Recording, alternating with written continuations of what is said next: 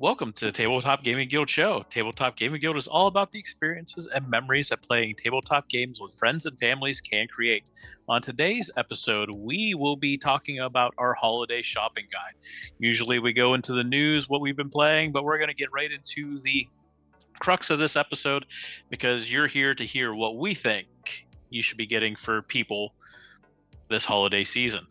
So we have a short list here for everyone to go through. And on this list, we're going to start with a stocking stuffer, something that would fit into somebody's stocking, a small game usually, usually inexpensive, but everyone defines their stocking stuffer a little bit differently. And since I'm the one talking, I'm going to start with the one that I picked for that. So I picked Sushi Go. So it's a small, lightweight game, fairly inexpensive. The container's really small, basically because it's just a large stack of cards. But the game itself is a set collection game. It is a lightweight game. You can teach somebody to play this game usually within 10 minutes. It's a great game, great family game. And it's definitely a game that fits in a lot of different collections. So that's why I figure, it's a good stocking stuffer for, just general people overall. So we'll just go around here. And Nathan, what do you pick for your stocking stuffer game? So I went for the hotness from 2 years ago now, or three maybe. The Crew. so So the Crew. it's a great choice. Yeah, it's an awesome choice. Did I steal yours? I did. I stole his, didn't I? Yes, I did. Well, we'll find out soon. Unless he changes it. It's changing.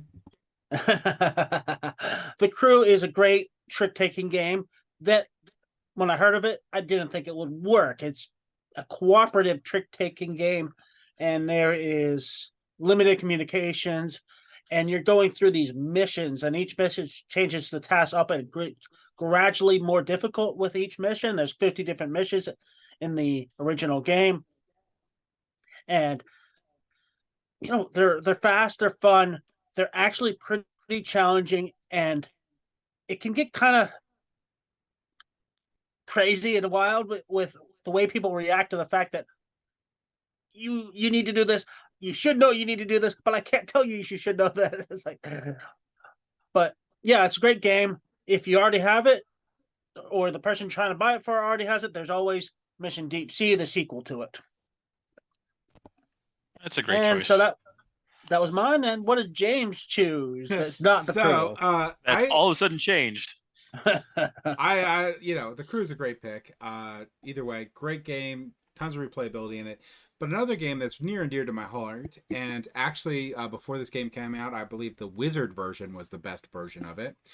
There was also Oh Hell or Oh Heck or other ones like this, but this is a bidding trick-taking game where you have to bid for how many tricks you're going to take. And it's going to start with one card and go all the way up to whatever your player limit is for those cards. And sometimes they go back down. But anyway, this is the one made by Grandpa Beck Games that will play to a whopping 8 players. Wizard only plays up to 6. This game is called Skull King. It also has the amazing pirate theme to it too. And it has a lot of replayability to the game because you all have all these special cards that you can mix and match and put in the game that do different things. So I highly recommend, if you like trick-taking games, good stocking stuffer would be Skull King. And, really great price point for it too. So, Peter, what you got for a good stocking stuffer? I don't think the D&D core book fits in a stocking, though, so if you get a big enough stocking. I have seen some big stockings. Okay, your stocking goes all the way to the floor. I can get a starter set in there. I promise. The crazy thing though, James's second pick was also my second pick. Oh, interesting. And I'm gonna just wait till you see my second pick. I was gonna say, so I think Evans may be the only person who didn't go with a trick-taking game for this category, which is also very interesting. So I'm also doing a trick-taking game, and this one is The Fox in the Forest, which I really, really enjoy. It is a 2-player trick-taking game that adds in some added fairy tale theme to it, and then also adds in the really cool thing that each of the odd numbered cards have some special abilities. And then also there is a kind of a dial of how many tricks you want to take each round. And I believe it's like, you don't want to take too few or too many, and you kind of want to get just the right amount. You could force the other player to take too many tricks. If you take all the tricks, you're greedy, you get like no points. So it's some really interesting mechanics there that take your regular trick taking idea and kind of flips it on its head. And I really appreciated that. I liked the fairy tale theme. It comes with some really nice art on the cards. But overall, the thing that really got me was the really cool dial of kind of where do you want to go with how many tricks can you get and safely earn enough points. And then the abilities that the odd numbered cards have to kind of break the rules of a regular trick taking game are fun. And if you have somebody that you're shopping for who would prefer a digital version of the game rather than a physical version of the game, maybe you like to play online with a friend, they have a fantastic digital version of this game on Steam that is very pretty to look at. So The Fox in the Forest is my recommendation for a stocking stuffer. I'll say you have a playthrough of the digital on the channel, and Yes. as we joke, Peter's wingspan is his Bob Ross episode. This one's pretty far up there on the Bob Ross level of nice and calming and just very mellow. I think I have a future in like cozy game recording. I need to start playing cozy games and just record myself. Man, you need to be sitting by the fire with your bubble pipe in the corner. Right. That's Yeah. like sitting on a couch with a blanket. Yeah. You got your hot cocoa there and a fire. And you just like Absolutely start talking about your game. Big high back chair like Masterpiece Theater. I like it. Yeah. I like it. We might have to look into that. Yes. All right, Evan. We have a future here. Round two. Round two. So the next thing we're going to talk about is entry-level games for your non-board gamer friends. So we all have board game friends, but we also have people that are just not into the hobby as much as we are. And what would be a good game that you could give them that, you can have them dip their toe into the water? So my number 2 game here for entry-level game is some people's number 1 stocking stuffer game, and I picked The Crew for a lot of the same reasons of what was said by Nathan and what would have probably been echoed by James. So I'm not going to go too much more into it, but I think it's a great entry-level game for non-board gamers, especially because you can talk to them about it with games that they would probably be familiar with, like spades or hearts or something like that. So they could have a kind of a reference point on getting into that game. So, Nathan, what's your entry-level game for your non-board gamer friends? Okay, so I have an out-of-the-box one that I'm probably going to get pushed back on. And as a backup, I have a second one that is going to be more acceptable. I like when you prepare for the fact that we're going to give you a hard time. I'm already ready to say no, Nathan. Boo! I love it. So my out-of-the-box one that you're going to disagree with is Mansions of Madness. Yeah, it's that's situational. No, it's entry level. That's good. Well, I was just going to say it's somewhat situational. I would only get it if you have one person in the group that is a more of a gamer that can kind of run. But for the most part, the app runs the game for you. You're just kind of following along and it's telling you what to do. So as far as the bulk of the players, they're not going to have too much complexity as far as rules. It's just helpful for at least one person to be very familiar with it. Yeah, they have a nice cheat sheet to it, so you can offload it to the little bit on there. Plus, yeah, if one person knows it, they're good. It's not that like it's very thematic. It's amazing.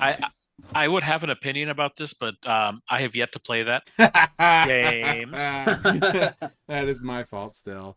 Well, it's a phenomenal game that Evan should It's an absolutely play. It's a amazing game. great story. Yeah. It's, as I said, because of the app, it's very approachable, very thematic. You got music going on throughout it and really cool minis, and you are probably going to lose half the time at least.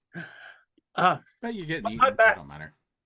My backup, if that is not appropriate for your group, you can go for Raw. Raw is a pretty simple, basically just a auction game. All it is in the game you are pulling out a tile. You can either pull out a tile or bid on the tiles that are out. Once you pull out a tile, you pass it and keep passing it so that set that's available is going to get better and better. But there's also these tiles that can come out that can speed up the end of the game. So if you draw too many of them, the game may suddenly end. You might not get a chance to bid. And then beyond that, it's just a set collection. You get points for having certain sets. Yeah, it's a pretty, really incredibly simple auction game that surprisingly is really good. Yeah. All right, so my entry-level game, which, is going to be the best entry-level game, of course, always, yes, is going to be Takenoko. So, do you like cultivating land plots? Do you like irrigating land? Do you like growing 3 different species of bamboo? Do you like having your bamboo species ruined by a hungry panda that you could also get points from? Then you're going to really like Takenoko. Takenoko is a really fun text-tiled game that really has very few rules to it. And they're all summarized on your player board there. And it's good for young audiences too. It has these really cool wooden bamboo pieces that stack up, and it has this little panda. It has the farmer out there. It's a really fun, straightforward sort of like, goal. I don't know what you say with like goal matching. You have cards that you're trying to get like certain patterns for the lands. You're trying to get certain pieces of bamboo eaten. You're trying to grow certain bamboo. It's just an amazing game. We played this game so much that we wore off the print on the cards and I had to buy another copy. But it's an amazing game, and I'm really looking forward to playing it again with my kids. Highly recommend it. Great entry-level game. Super easy to teach. Really fun. I believe there's a new deluxe version coming out soon. The deluxe version is not... I do not feel the deluxe version is worth it. But that's subjective. I feel that the base game is awesome. But also, I wouldn't recommend buying a deluxe version of the game unless you already know you love it. Sure, yeah, I agree with that too. All right, what you got, Peter? So mine is a relatively newer-ish game. Came out last year, 2022. And I chose Flamecraft, because this is a nice, solid worker placement-ish game where the group is building engines, because everybody is taking turns placing their dragon in different shops around the town. And as you place your dragon, you are creating resources based on the shop that you're visiting. And then you're also laying down dragon cards on those shops. And as you lay dragon cards on the shops, those shops build in how many resources they create. And so each turn you take throughout the game, it kind of escalates because you're building and creating more resources.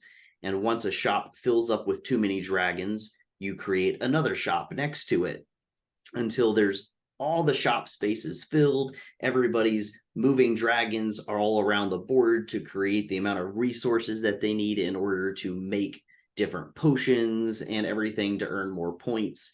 And it's a very simple game in that there's all these really great dragons, but there's only like 4 types of dragons.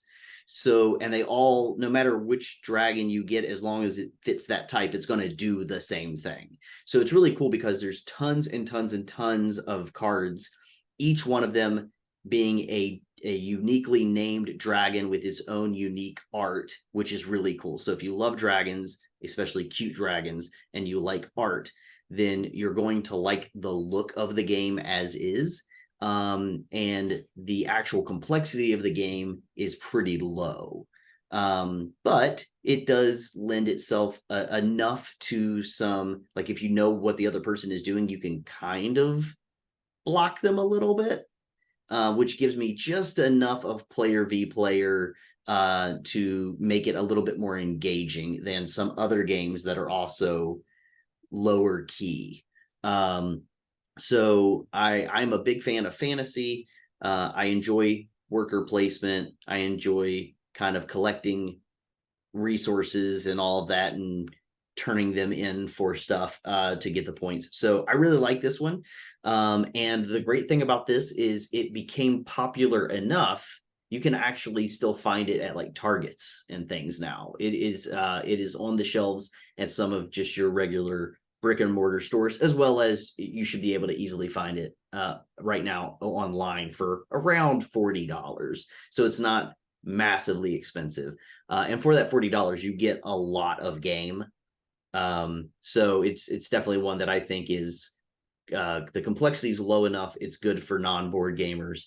But I think it's going to be a good gateway to wanting to check out other games as well. So Flamecraft.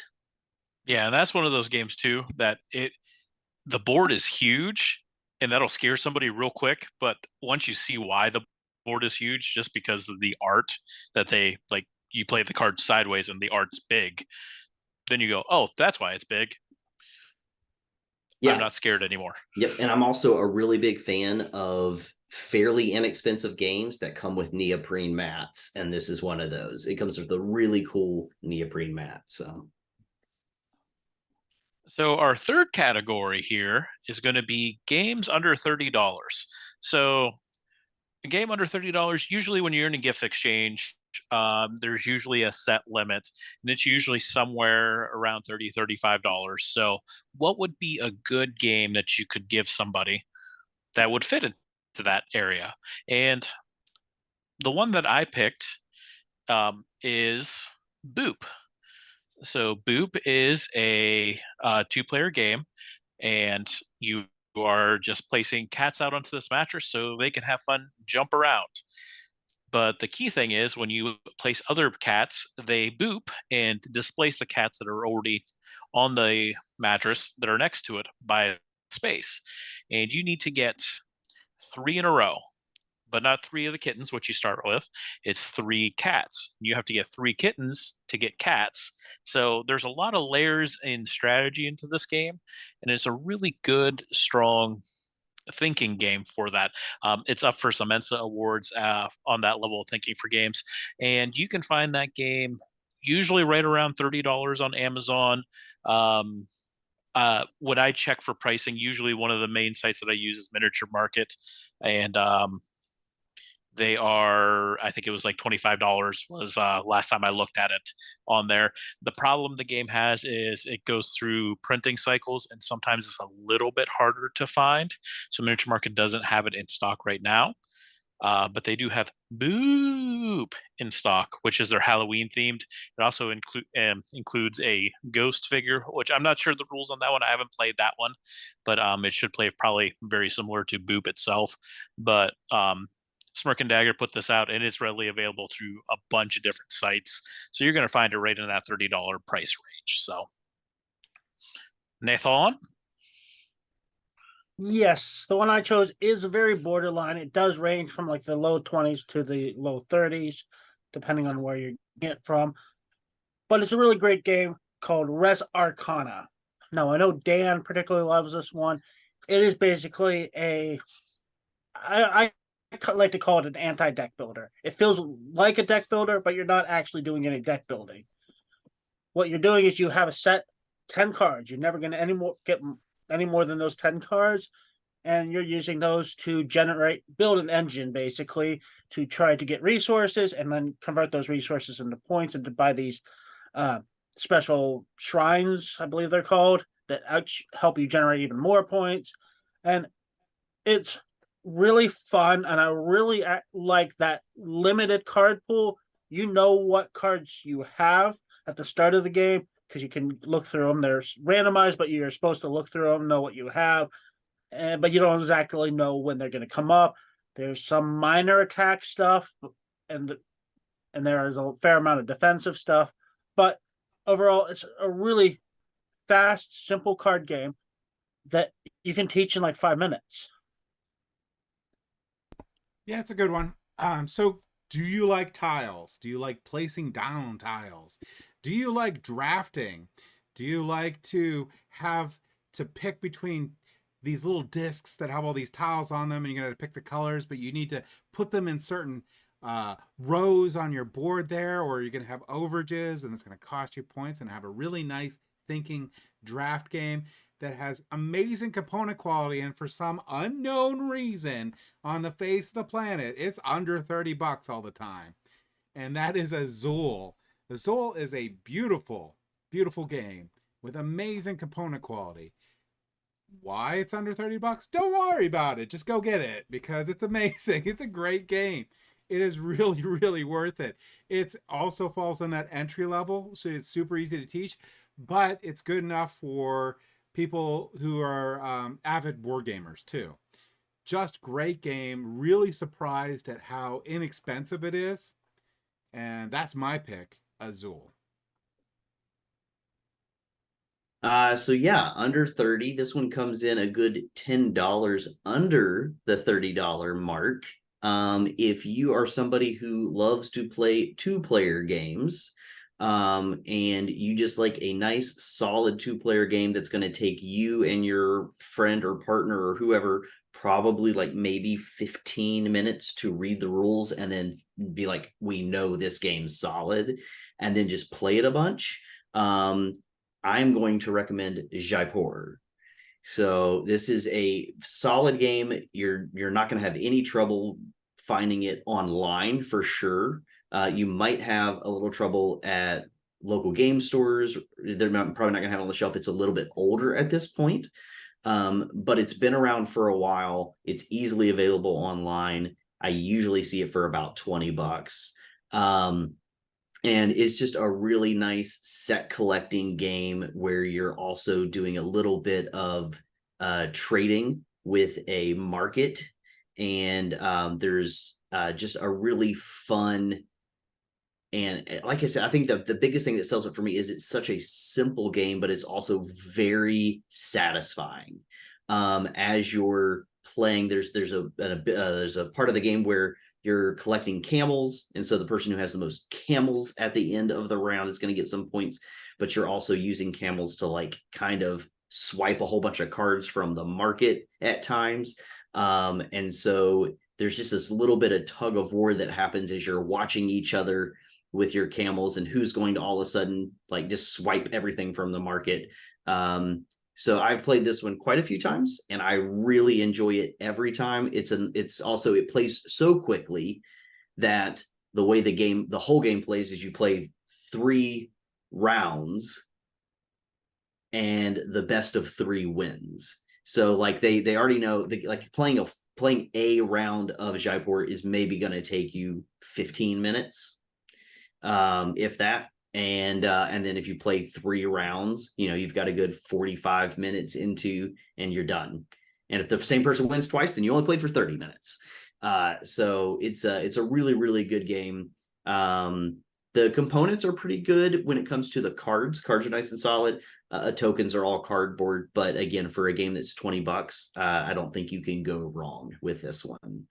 So that would be my game under $30. Also, it could double as one of your stocking stuffers. It's not a big game. All right. So our next category is going to be party game. So party game is usually, a game that you can play with higher player counts. Some people on this channel like to refer those to more of activities as opposed to games. But anything, like I said, has a high player count, usually are going to be a little more onto the rules light, kind of more of a social activity kind of game. Now, I put 2 games onto this this category because, Shenanigans, cause shenanigans. well, I mean, if Nathan can do it, I can too. So It's never a good strategy to say if Nathan did it, I can too. I mean, we give Nathan a hard time. and the reason I put 2 on there's one that's really just a straight up party game, and then the other one I went with is more of a social deduction, but it also falls under the party category also. But it's definitely more of a, you need the right group to play, to Really? move away from the straight. What could it be? So the straight party game, I picked Ransom Notes. It's a fantastic little party game. You could play 6, 8, 10. Really, I think the box says 6 players on it, but really you can play it as many people as you want. You're going to get a prompt, and everyone gets all these little individual words, and you have to create a statement to fit that category in a ransom note-esque, like you cut the words out of a newspaper article or magazine article. They'll fit that, and best choice wins. And much like a lot of the party games, I mean, that's how it works. But it's a fun variation of that party style game.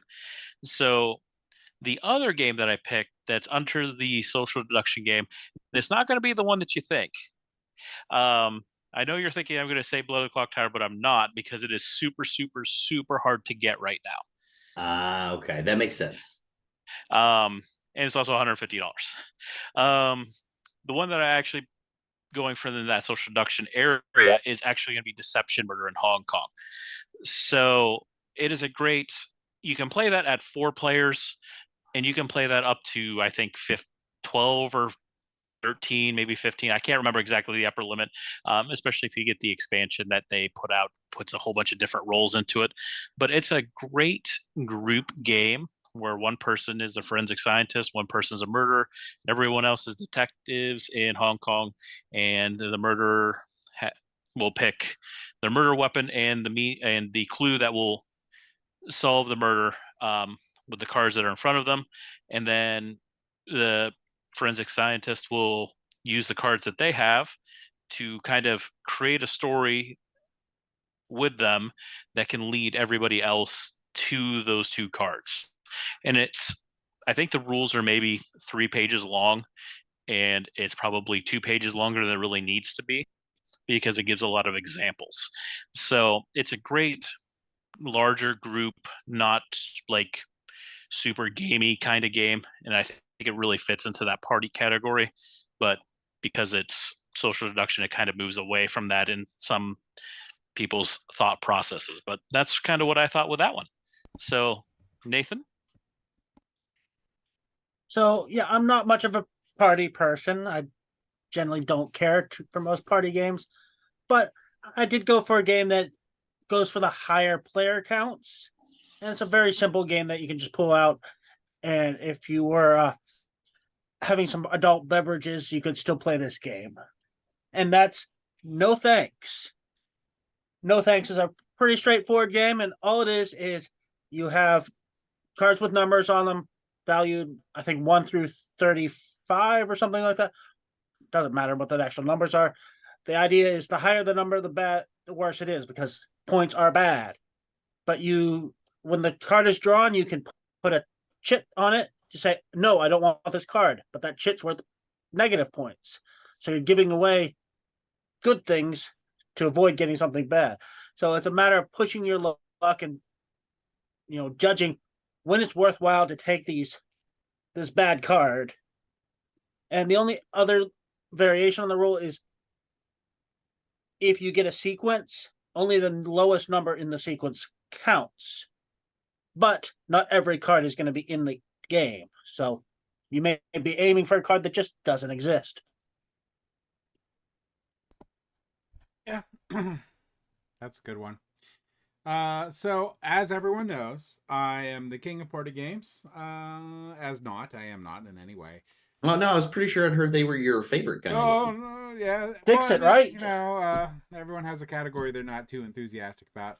Party games. James just doesn't like people. That's all it is. Could be, or I just don't like silly games. But anyway, Every once in a while I play a party game that I actually really, really enjoy, and it has no reason to ever be a good game ever at any point.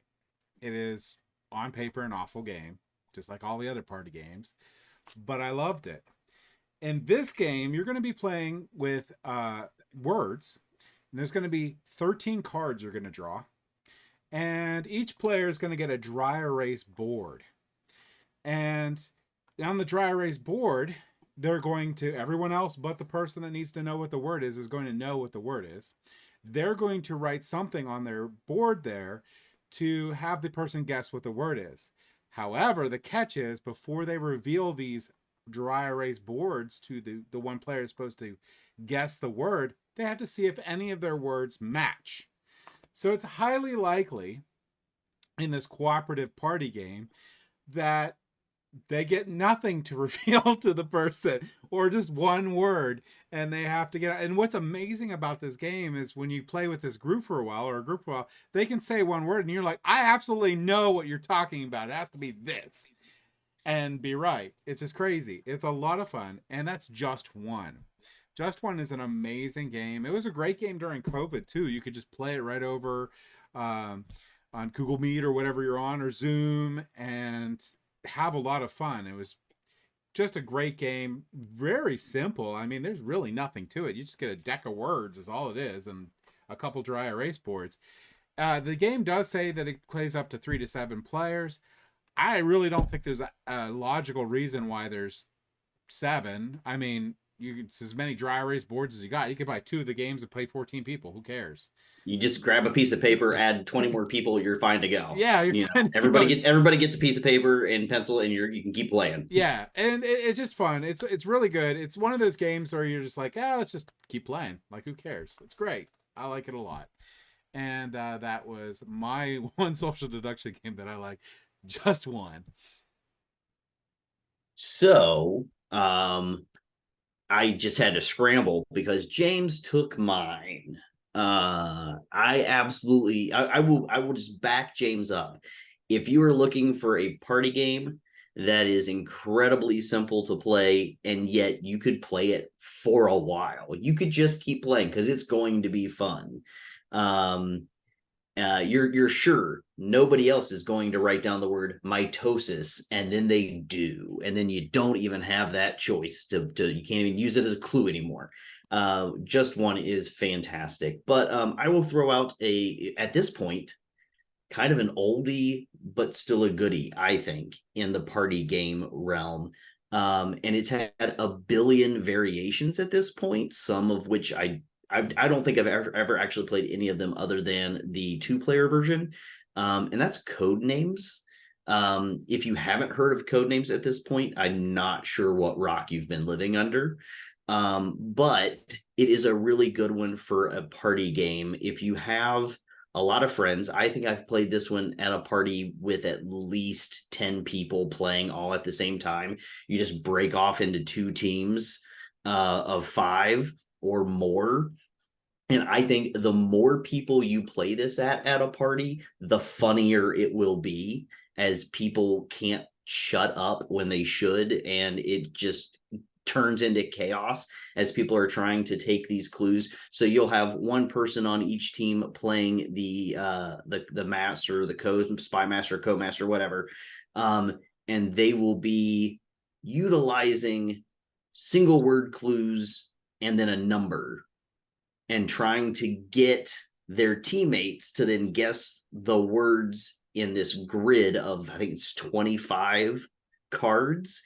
And you're trying to get people to guess the right words from that grid. And you want to link as many of those words together as you can with a single word clue and a number, so that you can guess more of your clues than the other team, to be the first one to get all of your clues before the other team.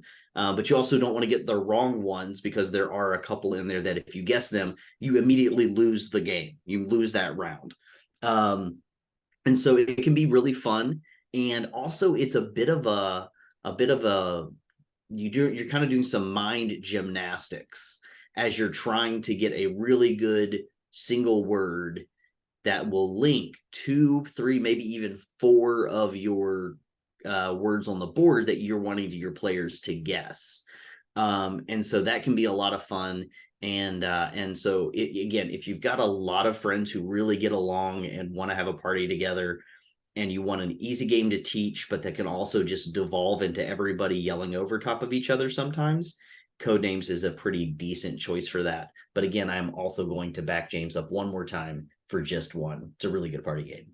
So since James and Peter both said just one, we have to erase both their answers, right? And only mine and Evan's count? Apparently. Yeah, absolutely. That's how it is. All right, back to you, Evan. Our next category is we're going to talk about kids games. So a lot of times you're looking, what are you going to get the children out there?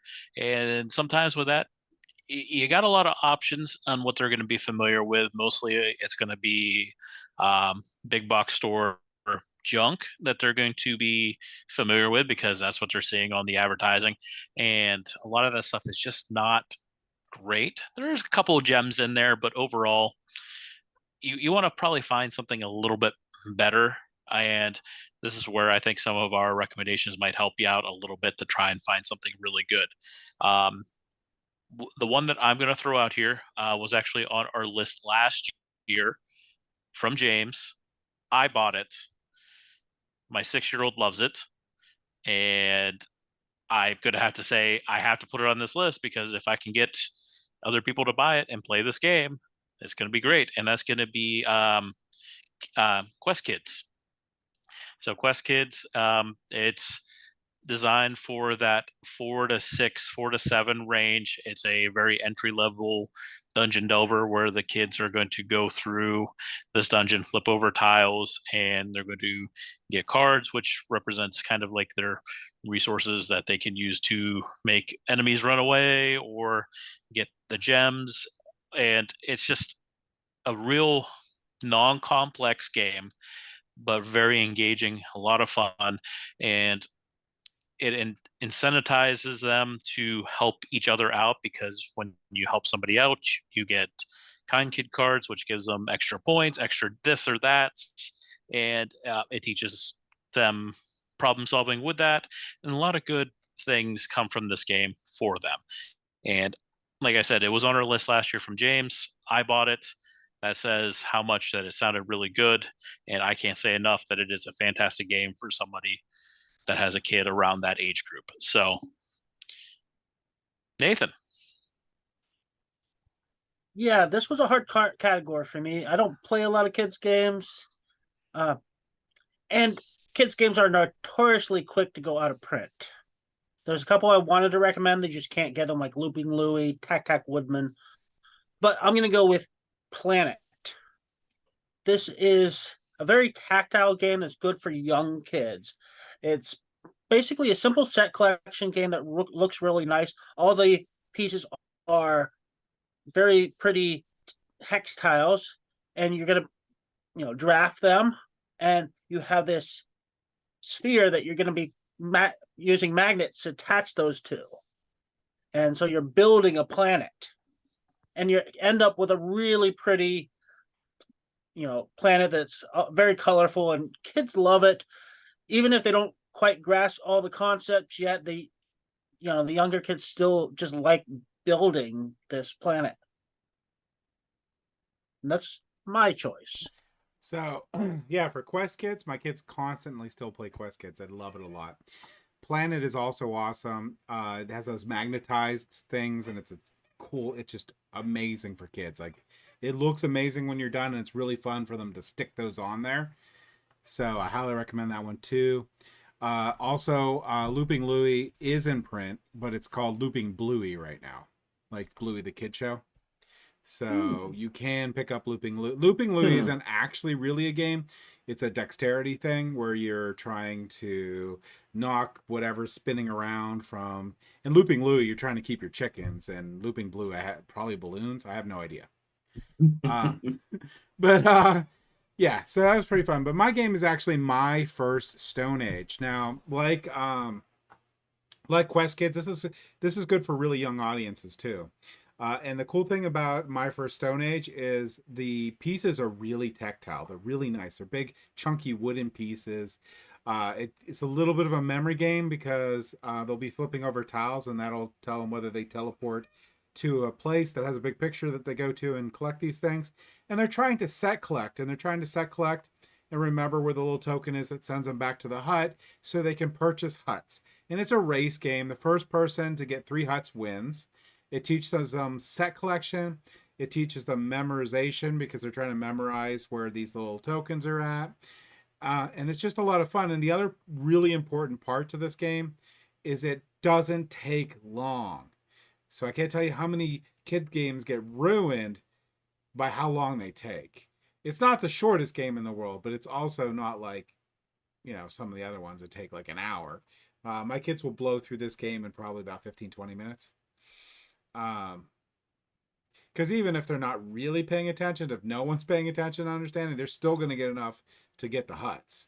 But it's really cool when it clicks in their head and they're like, oh, I need to get a water jug, I need to get a berry, and I need to get a fish. And I can get that hut. So I really like it. Every once in a while, we play a game of that. I got this off of a James recommendation because I was looking for a smaller game to play, and every once in a while, we're just completely unlucky, and we need like one of two things to flip, and we cannot find that stupid token to flip, and the game will take 30 to 45 minutes, and you're like, why will this game not end? Because I can't find that 6. Yeah, you got to get the memorization for it. But no, yeah. So that's mine. How about you, Peter? So this is an interesting category for me. I don't have kids, but I have a sister who does, and I have been buying them board games consistently every year for either their birthday or Christmas. And I started off with some games. I really like cooperative games for young kids. So for a few years, I was buying Peaceable Kingdoms games. So those are games that you can find online. Sometimes you can find them pretty easily at like a Target. But all of them are very simple games that are cooperative based. But I have been the last couple of years stepping up the games because the kids are getting a little bit older. So I actually chose a game last year, Takanoko, that James spoke about earlier. Giving them a little bit more of a game that has a little bit more complexity to it, some really great components. And so they really enjoyed that. And so I decided to step it up again this year with a game that I've really been enjoying because I wanted to get them to a point where they were playing games that like I really want to play a lot with them when I see them. Takanoko is a great one for that. I enjoy playing it myself. And this year, I went with The Quest for El Dorado. This is a really fun racing game where you're doing a deck building. You're building your deck to move along these hexagonal board pieces. Some of them are yellow for like the city places. Some of them are green for the forest. Some of them are blue for the rivers. And you need different amounts for to enter the different hexes. So you're building up a nice deck. So it's the first time I believe that they've ever played a deck builder. And the first time they'd ever played a game that has a market row where you're purchasing cards to build that deck. And so I found it to be kind of this would be a good entry-level game as well for somebody who's an adult or a teen, but slowly building up their enjoyment of board games and then getting them this one made me really excited. It can be played with just 2 players. It can be played with up to 4, which is great for my sister's family because it's her and her husband and her 2 daughters, their 2 daughters. And so getting them a game that I knew all 4 of them could play and learn some newer for them game mechanics made me really excited. And so I'm hoping to find out from this also then, do they like deck builders? Because if they do, I've got a whole bunch of other games that I can recommend or purchase for them next year. But it's good for I'd say probably I think the game says like 10 or older. I'd say 9. You could even maybe get a good strong 8-year-old in there as well. Because it's not a very complex game. And I enjoy the racing mechanic and the deck building for this one. So I went with the Quest for El Dorado. Yeah, that's a real fun one too. I enjoyed our playthrough of that on the channel. It was a good game. Yep, and they've got a nice new edition that just came out within the last couple of years too. Some updated art that I think was good. So, oh yeah, absolutely.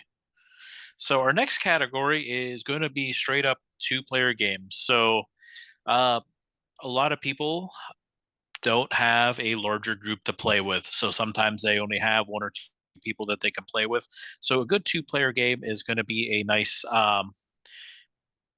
option for those people that just have a smaller group, or maybe they only have their spouse that they can play with. So one good 2-player game is, and I have a feeling I'm going to take James's, is Beer and Bread. So I really, really, really like this game. And in the game, you are brewing beer and baking bread, which is 2 of my favorite things, and I think all of our favorite things. But in this game, you are going to use multi-use cards, and they're not 2-use, they're 3-use cards, and you're going to use them to draft your resources. There are going to be your recipes that you need to use those resources to brew or bake, and they're also going to be upgrades for your brewing or baking area, and also how you clear them out once you actually brew or bake them. And there's a lot of really cool interaction with that, because the cards that you use for resource gathering is going to be what you use later on for the certain other rounds. And there's card drafting, so you're going to be switching hands back and forth. And the lean years, there's also going to be a market row that you can switch out cards. So there's a lot of cool things that are going on with this game. But it's not super overly complex to teach the basic concepts of the game. Now, to become really, really great in this game, you're going to have to learn a lot. So there's a great level of where do you want to be with this game? Do you want to, spend hours and try to learn great strategies? You could do this with this game, or you can just play it at a real basic face value of the game and be good with that too. So I think it's just a great 2-player game because it has that flexibility, great use of the cards and how you're doing a lot of different things with it. Great 2-player game. So, Nathan. I have chosen a two player party game. Yeah, I know that doesn't seem to work, does it? But actually, this is, as far as 2-player games, this actually is pretty enticing. And every time I play it, people kind of gather around and like want to take turns because it's a very fast game. And that's Onitama. What ends up happening in this game? The game takes maybe 10 minutes to play, and usually there's some people watching. It's like, oh, I want to play the winner of this game, and then you just like swap out players constantly. You can have 5-6 people end up playing this game and just swapping out as they beat each other. And basically, the game is a chess-like game where you have semi-randomized pawn movements. So what's going to happen is at the game setup, you're going to draw 5 cards, and that's going to say how you can move. But when you use one of these cards, because you're going to have 2 for each player and then one that swaps. When you use a card, you have to pass it to your left and take the one that's available, which means you can move this certain direction this time, but you're given that movement that could be really good to your opponent for their next turn. It's really fun, really cool, and you never play just one game of this, and it's usually a group of people that are just swapping out. All right, so Evan's pick's awesome. Beer and Bread is an amazing game. Wasn't my pick for this, but it should have been. That game there, I don't think it got all the press that it deserved. So if you're looking for Beer and Bread, I would highly recommend picking that up sooner than later. because I wouldn't be surprised if it doesn't get another print run, even though it is a really great game. So Beer and Bread's really good. Nathan, I have no idea why that's a party game for you. You're crazy, but it's a good game that you picked. I like playing that a lot with my daughters and stuff. My game is going to be by Arcane Wonders. They've been hitting it out of the park with a lot of their games. Now, this one is an iteration of a different game, Air, Land, and Sea. But this is Air, Land, and Sea Critters at War, which is by far the best art of any of the versions of it out there. And this game is played completely with 18 cards. You're going to have Air, Land, and Sea cards. They're going to be numbered 1 through 6. All of them have powers except for the 6 because it's the highest card. And all you're simply doing is you're going to take some cards out, you're going to shuffle them up, and you're going to hand, I believe 8, I can't remember off the top of my head. But you're going to hand cards off to each player. And they're going to try to play out to win each of these theaters, which will be 3 theaters out, and they'll be in random order on there. I think it's 8 cards. Can't remember. No, it would be 6 cards because there'd be 4 cards out. Sorry, my bad. But the key to this game is it's also a bluffing game because you have cards out that you don't know what they are. You don't know, you have an idea what could be there because you know what you have. And the longer you go before you realize you can't win, the more points the other player gets. So it becomes this really interesting bluffing game that's only 2 players where, you don't want to give away that you can't win a theater because if you have them think that you can win, they might give up and you'll still get some points. So there's like so many layers of strategy to this game, which is an only 2-player game, that it makes it amazing. I really, really enjoy it. It's super simple, really easy to teach, but the more you play it, actually, the better the game gets. So when you have people who've played it 3 or 4 times, the more you really, really get a strategy and you really get into that bluffing part and you really get into that head game part where you're like, oh man, they must have the 6 because I don't, but they may, who knows? I don't know. I really love it. It's a really great 2-player game. If you love 2-player games, this is like the number one I suggest. And that's me. I've wanted to play Air, Land, and Sea now for a while. Next game night, we'll play it.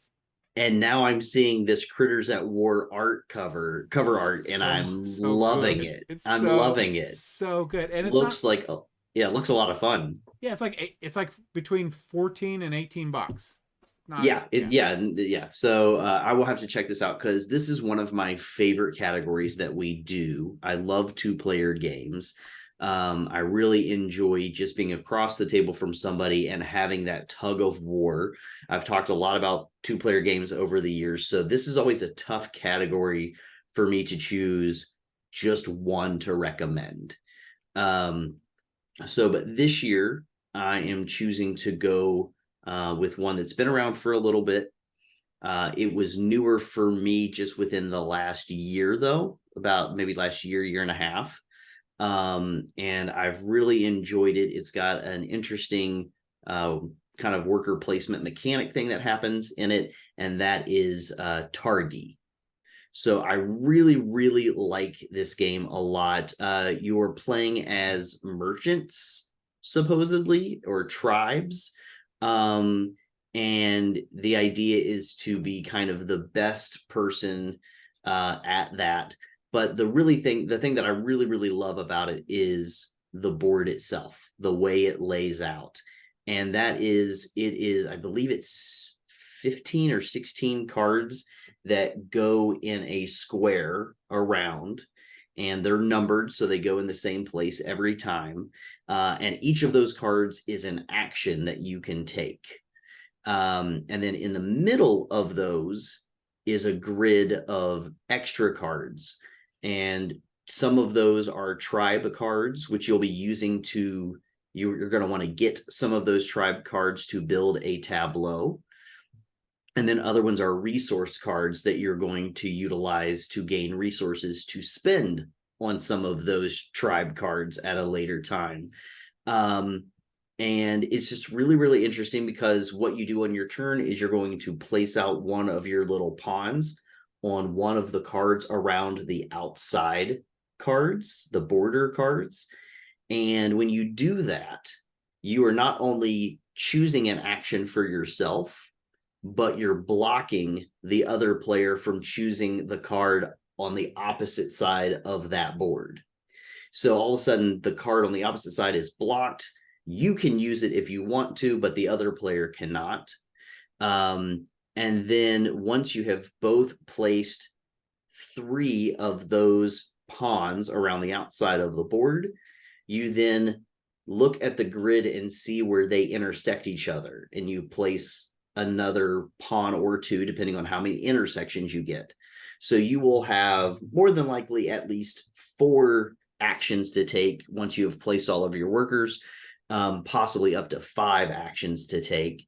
And again, you're building resources to eventually turn those in to purchase tribe cards, which you will then lay out in a tableau.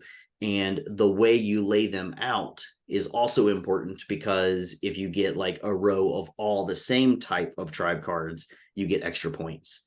Or if you get a row of each card is a different type of tribe card, then you get points at the end of the game. And some of the tribe cards in and of themselves earn you points at the end of the game or give you abilities during the game. So it's a very interesting, I would almost say, chess-like game where you're placing your pawn so that you get an action that you want, but hopefully you stop the other player from getting an action maybe that they want. And it's a lot of fun. And I didn't even mention that there's also an extra pawn that's moving around the board while you play, and it's the robber or the thief. And whichever card it is on during that round, that is not available to either player. And as it goes around the corners of the board, that thief will steal resources from each player as well. And that gets each corner gets worse as it goes around the board. So a really, really interesting game that there's not a lot of components to it, but the complexity is pretty solid. And it definitely, I think, lends itself to a lot of replayability if you're a fan of 2-player games. So that is Targi, and it's pretty high up on my list of 2-player games at this point. Okay. So our next category here is a game for your gamer friends. So what is a game that you've had your eye on, something you may have played, or something that you would say, hey, you know what? I think you might like this. Check this out. And the game that I put on there is actually a game that it was recently released this year, not that long ago, has been floating on the hotness for multiple weeks now, and that is called The White Castle. So The White Castle, it is a Euro style game where you are in Japan and you are trying to get the most points to make your clan in favor of the daimyo, and you can do things in this game with your resource management. You got worker placement, you've got dice placement, and the places that you can go is you could be tending gardens, defending castles. You can be using 3 different bridges with your dice, and the game looks absolutely crisp and beautiful. It is also only $40. It is it apparently had a really good print run because it is readily available in so many different places.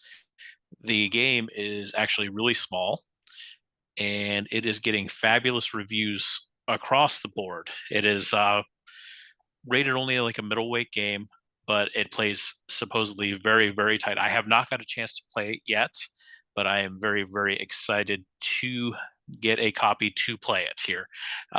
It looks absolutely phenomenal, and I think it'll be a game that we all will really enjoy playing together at some point. Yeah, it does look amazing. Amazing. The art on it's phenomenal.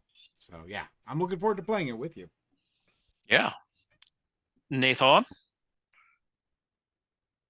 So mine is a game that's can be a little bit tricky to get started on, but then once you get really into it, it can go on, and it becomes a very epic story game, and that's Sleeping Gods. Sleeping Gods has a branching narrative. So basically, when you start out, you're given a little introduction, and then there's a number of paths you can take. And depending on which path you take, you may never see anything that's related to those other paths. And every choice you make branches off into other choices. And there's an amazing amount of story content in this. And you could play this over and over again and never have the same story. I don't know how Ryan Lockett and his team managed to make so much story, so much content, and have it still seem to tie together in a coherent way. It is just phenomenal. Yeah, but as I said though, the intro and the learning of the rules is a little bit awkward and can be a little difficult. But once you understand what you're doing, the rules just disappear and you're just playing the story. On top of that, there is a fully narrated reading of the game that you can actually download, so you don't have to go and actually read it out loud if you don't enjoy that. Yeah, I was going to ask you, is it just the narration for the game, or is it like rules and everything with it too, or is it? I believe it's just the narration. Okay. When I first played it, I didn't have that app yet, so I have to play it again with that. So I don't want to take away the one that I think that Peter's probably going to have, because like the spice is nice, but I am going to pick one that I just love. So if you like dice chucking, if you like hopeless cooperative games where it ramps up through the game and it's high tension the whole time, and Eric M. Lang, I highly recommend punching Cthulhu in the face as hard as you can and probably getting torn to pieces. So that is Cthulhu Death May Die. There is an amazing amount of replayability in just the base game. It is a game where you just start off, you have a hopeless sort of objective that you're trying to get, and you just ramp up through the game where you're just blowing through enemies as hard as you can, running sometimes because it's too much, and trying to race to complete objectives to have a chance to take out the Elder God. Just an amazing dice checking game with a really cool element where you will take insanity or mind damage, so insanity damage, and you actually want this because you will unlock really cool new abilities that make you even tougher, but you don't want too much because you can die. But I really love this game. I backed the new Kickstarter for it, so I'm super excited. That's coming January. Just an amazing game that I love. So if you're just like an Ameritrash, just fun time game, I highly recommend Cthulhu Death May Die. And here I was thinking you didn't like Eric M. Lang anymore because you went several episodes without mentioning him. Well, yeah, and he hasn't been like, I haven't really seen too many new games that I'm super enthusiastic about that he's done. But Peter sent me a thing from Hasbro that he might be doing a really cool Hasbro game, so I'm really excited to see what that is. But anyway, what's yours, Peter? Well, so I'm interested to know which one you thought I was going to do, so you didn't steal it. Oh, I was going to do Dune Imperium. Okay. So I am not doing Dune Imperium, but I am doing Dune. So, so I've definitely talked about this one on the channel before. But and the reason I'm choosing this one right now is I have a regular group of friends that I play Dungeons and Dragons with. And everybody on here knows I love Dungeons and Dragons. I love role-playing games, but I'm dying to introduce them to Dune. Because I think this group would absolutely love this game where there's here are the rules, and now everybody choose a house to be that breaks those rules in a certain way. It's asymmetrical. Everybody has their cool way to try to break the game. And then it has a fun, I think, very interesting battle mechanic, because that's really what this game kind of boils down to, is you're trying to take over, I believe it's 3 of the pivotal locations on the planet Dune, Arrakis. And as you do that, if you're an individual person trying to win, then you've got to take over 3 of these pivotal locations. Or if you can team up with somebody else, and you have to do like, I think it's like 1 extra location or something, but you can do it as a team.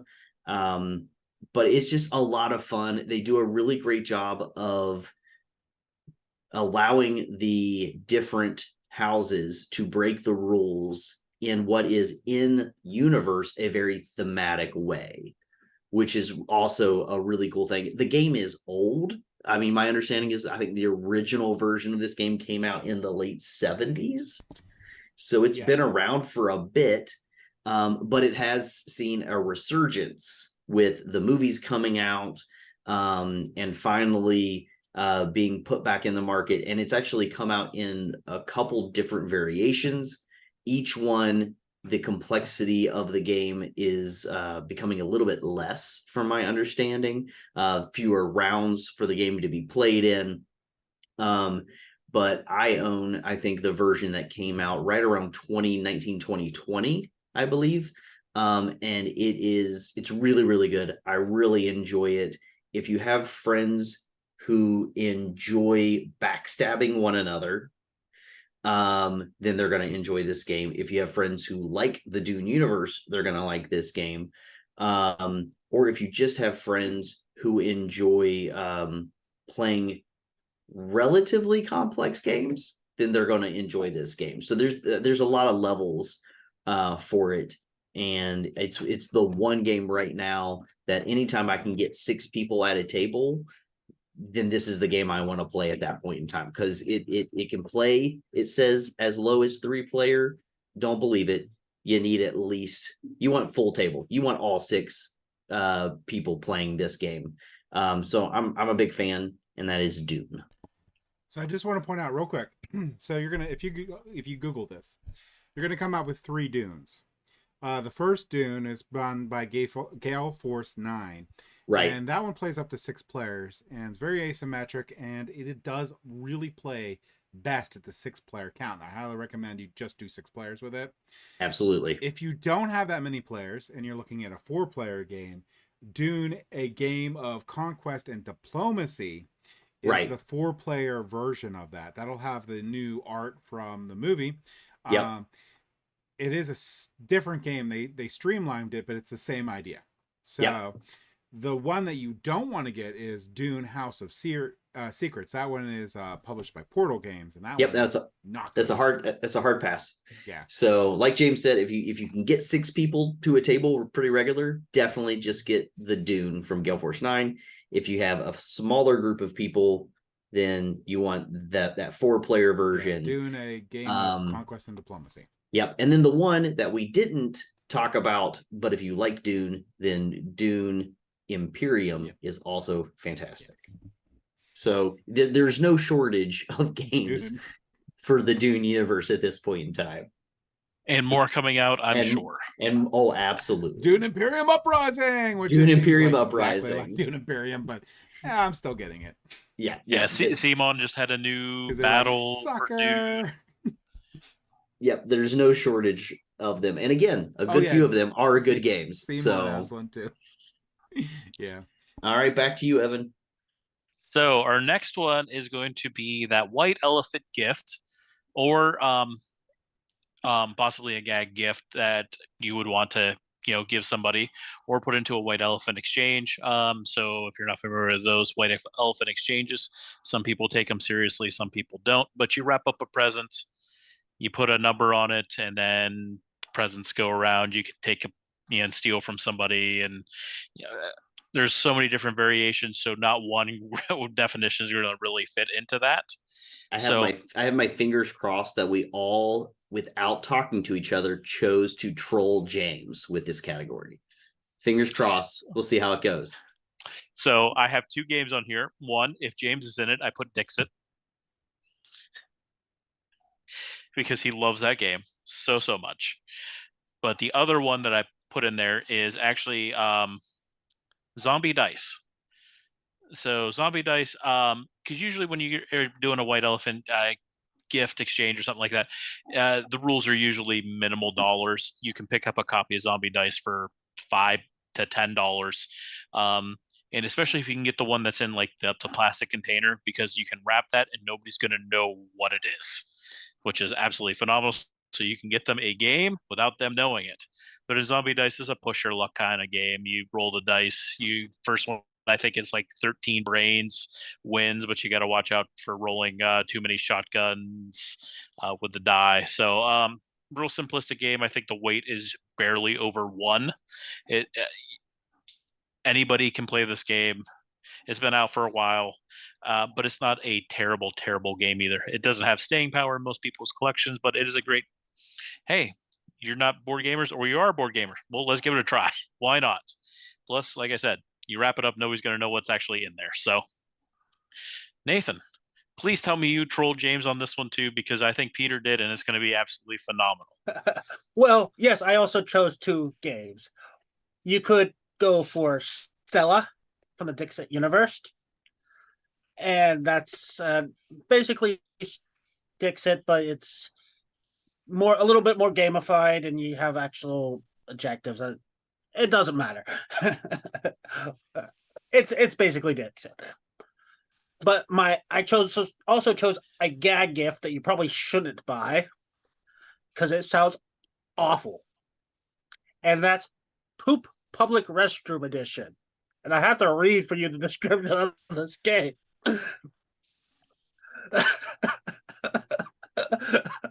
So Poop James is public... a pain. So Poop Public Restroom Edition is the craziest version of Poop yet. With 3 simultaneous toilets at play, plungers, septic tanks, and occupied signs, this edition of Poop brings all the joy of public restrooms to your home. I mean, never being in a white elephant with you. Why? Why does this exist? Oh my gosh. Oh my gosh. All right. So I decided to say, you guys gotta chill out. You guys gotta relax. You're way too stressed. I don't even know what's happening here. You need to just bust out the canvas, get out some titanium white, and chill. And this game has a funny theme, but a great game also. So you can do this and they can have fun actually playing this game instead of catching poop or whatever you do with that other thing. And that is Bob Ross, the Art of Chill game. It is a good game. It's actually fun to play, but it's a nice little gag gift because they're like, oh, I get to play Bob Ross the game. But it's good. So that mine's like part gag, part actually I will play thing. So yeah, that's mine. Bob Ross, Art of Chill. All right. So if I'm showing up to a white elephant gift exchange and James is there, I'm enter your favorite themed Monopoly game, period. Just, I mean, and it's gonna have James's name. I'm gonna cross out, put James's name on it. No one else is allowed to take it because I want to force him to take a Monopoly home with him. There is a Monopoly I like. I thought you had said that there's what is you have it in your collection? No, but I played it and I liked it. It's Monopoly Sliders. Oh, it's actually fun. It's like shuffleboard. Interesting. It's really cool. But yeah, the one version the of Monopoly. one version of James, Monopoly that I thought well, was I will actually make neat. sure. I will make sure it's not that version. Not that then. version. I Not was that gonna version. Does say it speak to your Canadian Of sliding things, yes, yes. 100%. I like love. games where you just slide things. James is like, I want Monopoly, but Crokinole. Yeah, Please give me Crokinole that. version of Monopoly, which is pretty much what that is. Which is what that is. But if I'm going for what Evan was talking about earlier, which is, usually the white elephants are cheaper games that, you're not going to spend a whole lot, $5 to $10, and put it out there. But be the person, sometimes it's cool to be the game or to be the gift that everybody actually wants, because then everybody's stealing it, which is the fun part of white elephant gift giving. I probably would bring Sushi Go, because it is like Evan was saying earlier with the stocking stuffer. It's a small game. It's usually relatively inexpensive, somewhere between that, it's around that $10 mark, 10 maybe $15 at most. And it's a good game. It is a solid, fun party style game that's really easy to learn and play. Kids enjoy it, adults enjoy it, and so it's gonna be the game that all of a sudden everybody's like, oh no, I don't want this crap version of Monopoly that Peter brought. I want Sushi Go. So those would be the two that I chose in order to also give James a little bit of a hard time. actually the last time I did a white elephant, I brought Sushi Go. Nice. There you go. It's been done. All right, So- Evan, back to you. I want to say my original gag gift game that I found, I couldn't find it available for sale anywhere, so I had to cross it off the list. But it was called Poop Wars. And the description for this one is players choose their poop personally and plop them into toilet bowls. 20 game cards form the outer track that changes from game to game. Fun and quick to play. It takes strategy and good dice rolls to avoid getting flushed and remain the last poop floating. That's right, everybody. When it all boils down to it, we're all just a bunch of 12-year-old kids. It's poop jokes forever. Absolutely. All right, So- It never ends. It keeps flowing. Then just float to the top. So one of the last categories here is going to be the one gift you hope that you are going to go to get this year. So we all have our want list, our wish list, and what we are hoping to get. And mine is going to be Unconscious Mind. So Unconscious Mind by Fantasia Games, designed by Johnny Pack. We interviewed him onto the channel. He talked about this game extensively because they were working on it at that time. I think it just finished crowdfunding at that time. I'm hoping to get it by the end of the year, but I have my doubts because it's still being finalized in some aspects, and I backed it, so it hopefully will be here, but I have my doubts, but I hope. But in this game, you are going to be a psychologist. You're working with clients, and this game has worker placement, engine building, action programming, a whole bunch of rondels, beautiful art. They hired a couple different artists in this game, and how they seamlessly blended these multiple art styles into this game is phenomenal. The game is just I'm so every time I look at pictures of this game and I get updates from the Kickstarter, I get so excited for it. I believe we have a playthrough planned pretty soon, and I'm really excited to really dive into this game. It's my one Kickstarter. I cannot wait for it to get delivered. So Unconscious Minds for me, hopefully by the end of the year, but probably beginning of next year is when I'll get it. So I'm really hoping I am available when we do the playthrough, because this one looks so good. And I'm right there with Evan. The art sells this game so easily because it's beautiful. Yeah, that dueling art from the two artists. Oh, so good. Yep, it's fantastic looking. mm-hmm. So I recently changed mine. I had an idea of one I wanted, but shortly As of 3 before. seconds ago. No. I would love Unconscious Mind, but that's not what I chose. Shortly before we recorded, Evan posted a thing, what games you regret not having picked up? And that reminded me of Dwellings of Eldervale, which is a really epic looking game, beautiful game that combines worker placement, area control, engine building, and has variable player powers. So it's a big game, so it's an expensive game. It's not likely one I'll be getting, but it would still be really awesome if I did. Well, mine is under the $300 range. And the humans have done it. They have wiped themselves out and they no longer exist. In the void that is left from the only sentient beings left on the earth, the obvious the obvious thing to surpass us is bees. Bees have surpassed us. They have now become spacefaring race, and they're trying to colonize the universe and go where we weren't able to. And my game that I hope to get in the future is going to be Apiary. It's a 1 to 5 player. Of course, it uses the Automata because it's made by Stonemaier Games, which I like everything that pretty much comes out of Stonemaier Games. And the designer for this was Connie Vogelman. And the art's really cool. And the idea of the game's really cool. It's very unique because who would think bees would be the thing that becomes the dominant species?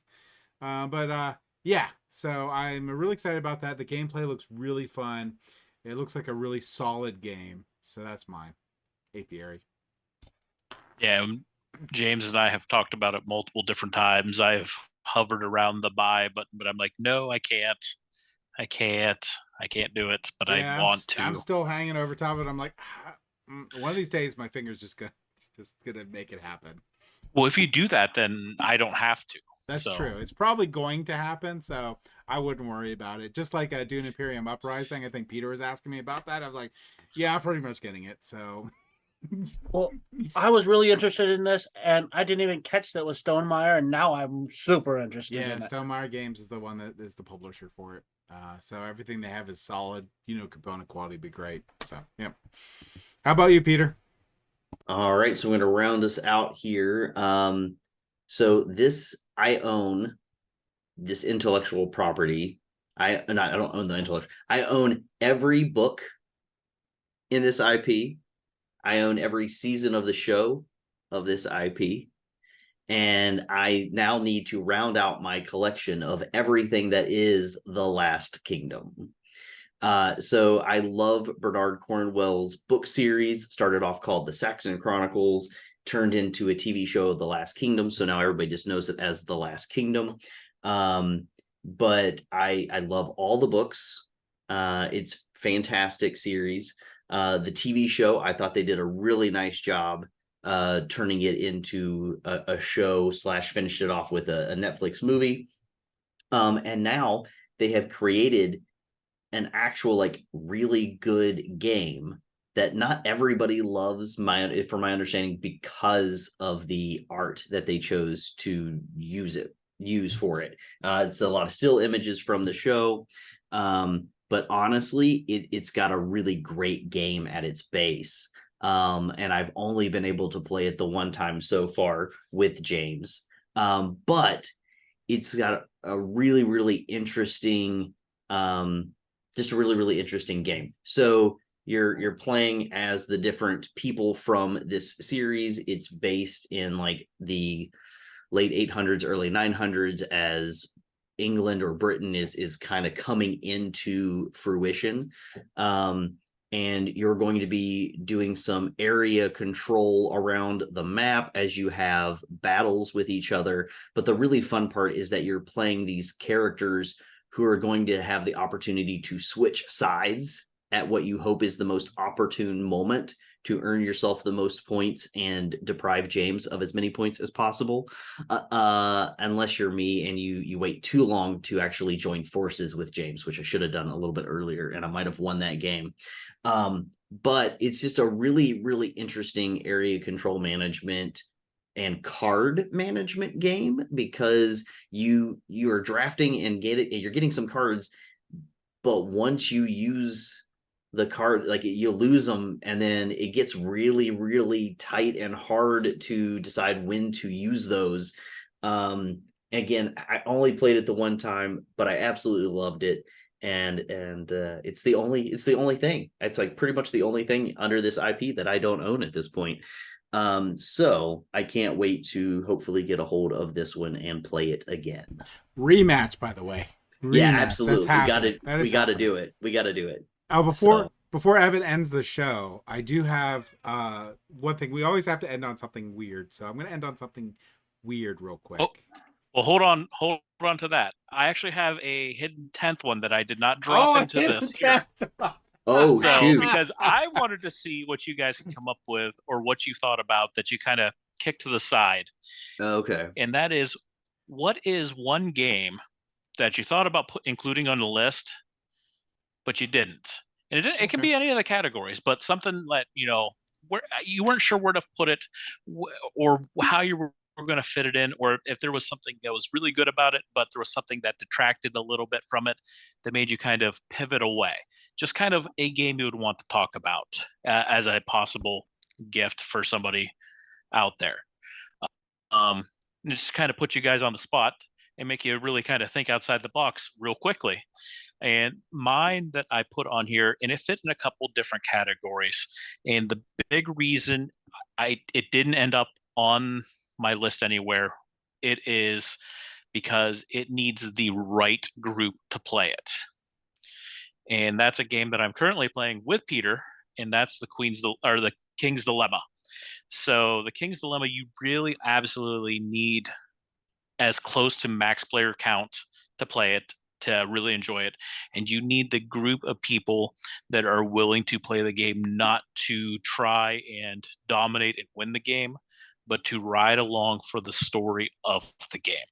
So in the game, you're playing as a council member, and you are going through dilemmas for the kingdom, and you're voting, and you're trying to manipulate various things in the kingdom to fit your hidden agendas. Is going through multiple different kings, and the storytelling is phenomenal. It's great. It's so much good stuff, but it's not for everybody. It honestly isn't, and it can fall flat with so many different groups. You need to have the right group, and that's why I kind of kept it off my list. It could have fit a couple different categories. I really wanted to use it, but I didn't. So, Nathan, what's one that you wanted to include somewhere in here, but you didn't? Well, I have a number of them, but I want to talk in particular about Heat. This is a game that could have fitted a number of categories. It's a really great racing game, easy to learn, fast, fun, and there's a bit of a deck building element to it. But it's just not available. It's the print runs sell out as soon as it comes out. It's basically a Wingspan all over again. And I just didn't feel right putting it on because, well, the whole point of this is games that people can actually buy for people. Yeah. So mine, I really wanted to put on this list because it's a game I love. And I love it. It's available right now. And it didn't do as well as it should have on the Kickstarter. And I think that's because they used movie stills, which are not that attractive. But my problem with the game is the reason I love it. And I think that it won't work with everyone. And that's The Last Kingdom. I love that game so much. It is an amazing, amazing game. However, people can get hurt in this game. It's like, it's not diplomacy level where no one's friends anymore. And they all hate each other, and you better watch out because you might fall down a flight of steps by the time you're done with the game. It's still a game where you have heavy player interaction, and what other players do incredibly matters.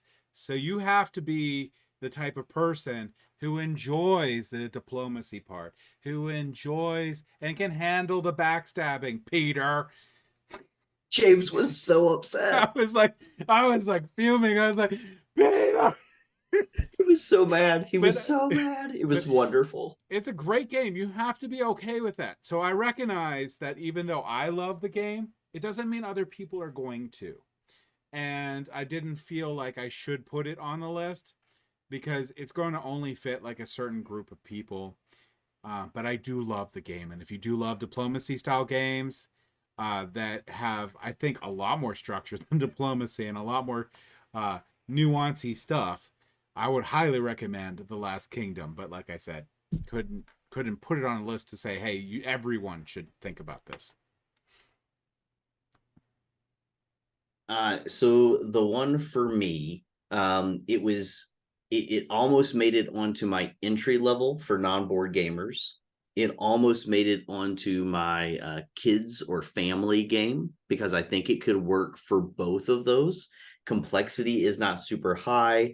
The game content quality is really good. I really enjoy everything about this game. And I've only been able to play it a few times so far, but I'm always looking forward to getting another play of it in, and that is the Isle of Cats. It's been around now for a few years, but if you are a cat person, it's an easy sell. But also if you just really enjoy like set collecting and then polyomino, like when you're laying out kind of Tetris style these cats according to like along your ship. The idea, the theme of the game is that you have shown up at this island of cats hoping to save them before the bad guy shows up and tries to wipe them out. And it's just, I don't know, it's nice, slow. The rule book is fantastic because as you read through the rule book, you can just be playing the game. It kind of lays out really nice and easy there for somebody who's just kind of getting introduced to it. But I'm a big fan of this one. I've played it a few times, enjoyed it and loved it each time. And like I said, it could have fit into a few of those categories, but just kind of got beat out. So I'm glad I got a chance, thanks Evan, to just throw that one out there as well for people. And again, fairly simple, easy to find as well. I don't think you're gonna have too much trouble getting a hold of a copy of this one. So I love how they set the rules for this is family mode, where this is the bare basics of the game, right, and then when you're good, here's the full set. yeah, It's exactly. a great way to do it. Yeah, and again, you take the lid off the box and you flip it over, and it's got a little circle on it that says cat sits here, because if it fits, it sits. I mean, it's just they leaned into their demographic with this one. So all right, so I get to do my little sort of tech talk, little sort of like crazy breaking news thing. There's another cat. No. No. Then I figure, we could just have a little quick conversation about. So breaking news, move over Elon Musk because Apple is going to starting to make electric cars. So they're going to be rolling those out. But they're having large amounts of problems because they're having a very hard time installing Windows on them.